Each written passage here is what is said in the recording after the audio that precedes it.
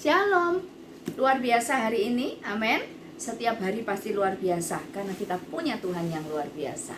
Nah, hari ini kita mau belajar ya, bahwa Tuhan ingin kita itu punya iman yang tidak pasif.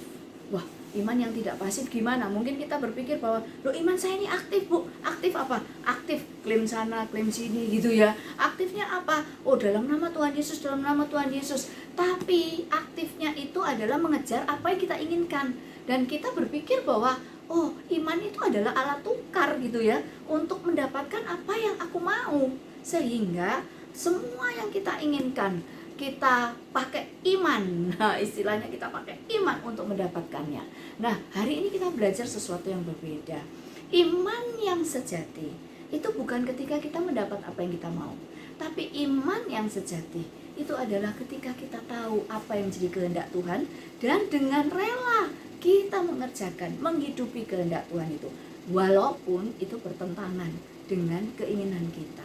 Nah, salah satunya yang kita harus miliki adalah iman yang aktif, iman yang melihat. Iman yang melihat itu yang seperti apa?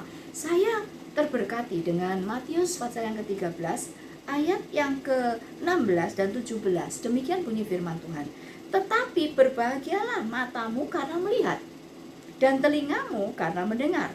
Sebab aku berkata kepadamu, sesungguhnya banyak nabi dan orang benar ingin melihat apa yang kamu lihat, tetapi mereka tidak melihatnya, dan ingin mendengar apa yang kamu dengar, tetapi tidak mendengarnya.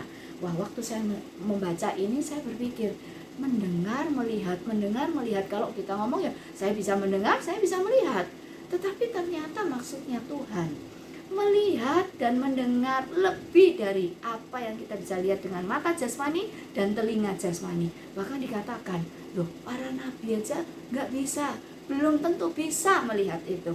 Waktu saya menggalinya bersama dengan Tuhan, oh, yang Tuhan inginkan adalah kita punya iman yang melihat. Itu artinya kita tahu apa yang Tuhan sedang kerjakan dalam hidup kita. Kita tahu apa yang Tuhan mau lakukan dalam hidup kita. Dan juga kita tahu apa yang Tuhan mau kerjakan melalui kita. Jadi kalau Tuhan melakukan di dalam kita, itu berarti kita itu tahu Tuhan sedang membentuk kita. Melalui segala sesuatu yang terjadi dalam hidup kita, kita ngerti, oh, Tuhan sedang membangun kesabaran ini. Oh, Tuhan sedang membangun penguasaan diri. Oh, Tuhan sedang melatih aku ini untuk tekun. Kita tahu itu, sehingga kita dapat menjadi pribadi yang menghidupi identitas kita, murid Kristus yang suka belajar. Belajar apa? Belajar kehendak Tuhan. Tuhan mau apa? Tuhan sedang kerjakan apa di dalam saya. Dan iman yang melihat yang kedua, dia tahu, kita tahu apa yang Tuhan mau kerjakan melalui kita. Kalau kita bisa tahu apa yang Tuhan mau kerjakan melalui kita, kita harus berada di mana kita harus berkontribusi dengan melakukan apa supaya rencana Tuhan tergenapi dalam, ya, mungkin hidup orang lain atau dalam satu keadaan. Itu terbuktikan kita punya iman yang melihat, sehingga kita akan menjadi pribadi yang menghidupi misi. Apa itu misi yang dari Tuhan? Amanat agung. Amanat agung bukan hanya untuk para pendeta yang menyebut dirinya hamba Tuhan gitu ya, dalam pelayanan, bukan.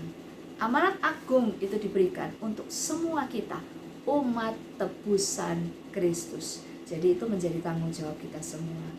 Yuk kita latih, yuk punya iman yang melihat.